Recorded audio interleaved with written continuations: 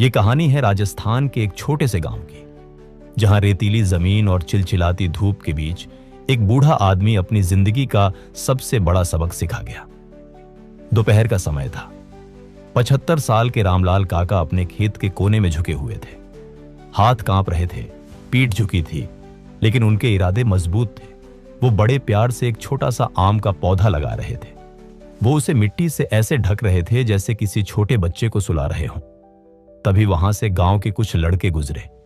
उन्हें देखकर रमेश नाम का लड़का हंसा और बोला, काका, क्या कर रहे हो? इस उम्र में आम का पेड़? इसे बड़ा होने और फल देने में 20 साल लगेंगे। तब तक तो आप। रमेश रुक गया, पर उसका इशारा साफ था कि काका तब तक जीवित नहीं रहेंगे। काका धीरे से उठे, अपने मिट्टी भरे हाथ पोंछे और बड़ी शांति से बोले, बेटा, मैं रहूं या ना रहूं, क्या फर्क पड़ता है? पर तुम तो रहोगे, आने वाले बच्चे तो रहेंगे।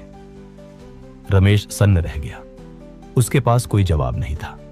रामलाल का जीवन दुखों से भरा था। कभी बाढ़ ने फसल बर्बाद की, तो कभी बेटे की पढ़ाई के लिए जमीन बेचनी पड़ी। पत्नी की बीमारी में सारी जमा पूंजी खत्म हो गई। गांव वाले कहते थे कि उनकी किस्मत खराब है, लेकिन रामलाल कभी दुखी नहीं हुए। वो कहते थे, मैंने कभी फल के लालच में काम नहीं किया, मेरा काम ही मेरा धर्म है। अगले 5 सालों तक हर सुबह सूरज निकलने से पहले काका उस पौधे को पानी देते। वो पेड़ से बातें करते, खूब बड़े होना, ताकि जब मैं न रहूं तो किसी थके हुए मुसाफिर को तुम छांव दे सको और भूखे को मीठे फल।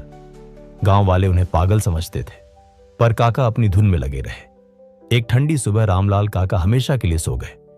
उनके कमरे में उस पेड़ की एक छोटी सी फोटो थी, जिसके नीचे लिखा था, यह पेड़ मैंने अपने लिए नहीं, उनके लिए लगाया है जो मेरे जाने के बाद आएंगे। 10 साल और गुजर गए। वही रमेश जो कभी काका पर हंसा था, एक दिन बहुत थका हुआ था।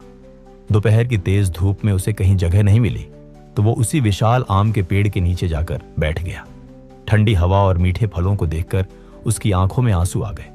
उसे काका की वो बात याद आई, तुम तो रहोगे।